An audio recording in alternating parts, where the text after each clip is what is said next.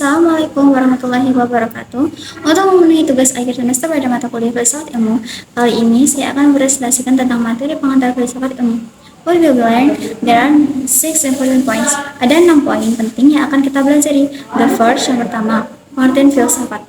Kata filsafat berasal dari bahasa Yunani philo yang artinya cinta dan sophia atau sophos yang berarti kebijaksanaan atau pengetahuan atau kebenaran. Jadi filsafat artinya cinta akan kebijaksanaan, pengetahuan atau kebenaran. Filsafat merupakan suatu cara berpikir yang menyeluruh, mendalam, sistematis, radikal dalam rangka mencari hakikat segala sesuatu atau kebenaran. Filsafat sendiri hadir akibat kegelisahan filosof melihat masyarakat dalam peradaban Yunani kuno yang banyak mempercayai mitos dan hal yang tidak masuk akal.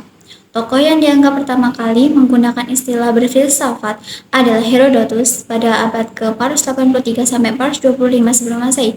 Adapun kata filosof berasal dari Pythagoras pada abad 582 sampai 500 sebelum Masehi. Filsafat mengubah paradigma mitos ke logos, logika atau logis. Filsafat muncul karena adanya keinginan atau keheranan untuk mencari kebenaran. The second, titik temu antar filsafat dan agama. The meeting point between philosophy and religion. Titik temu antara filsafat dan agama. Filsafat ada sejak zaman ke-5 sebelum Masehi di Yunani, jauh sebelum Islam diturunkan. Ketika Islam datang, filsafat dinilai selaras dengan kata hikmah dalam Al-Quran yang berarti kebijaksanaan sesuai dengan misi Nabi untuk mengajarkan Al-Quran dan hikmah seperti dalam Quran Surah Al-Baqarah ayat 129 dan Ali Imran ayat 48 dan 168 serta Al-Baqarah ayat 269. The third, yang ketiga, characteristics of philosophy.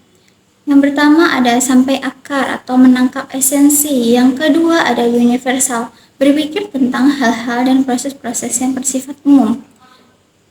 Yang ketiga ada komprehensif atau menyeluruh.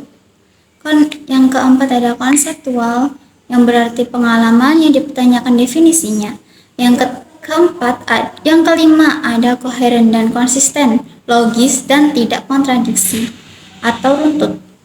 Yang keenam ada sistematik, berhubungan dengan secara teratur, memiliki tujuan secara sistematis. Yang kelima bebas dari prasangka sosial, historis, kultural ataupun religius. Yang terakhir ada tanggung jawab, berpikir dilandasi etika yang bertanggung jawab.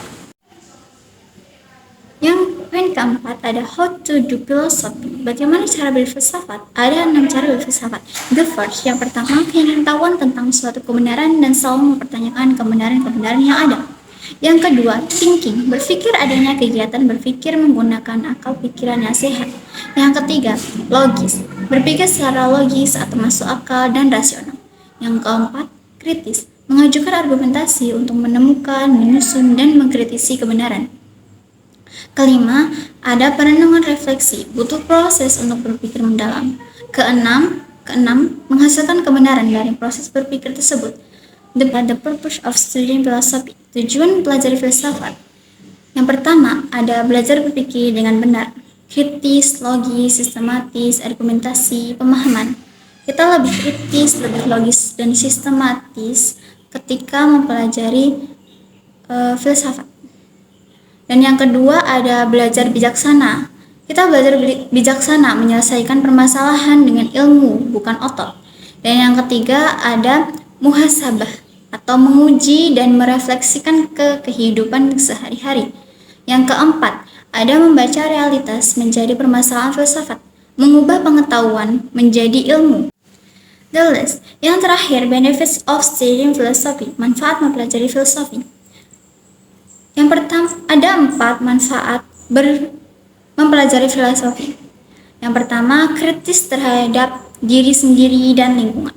Yang kedua, ada memunculkan sikap pembelajar. Dan yang ketiga, ada kaya akan perspektif dan terbuka, tidak tertutup. Yang keempat, belajar menjadi orang bijaksana sehingga hidup lebih bermakna.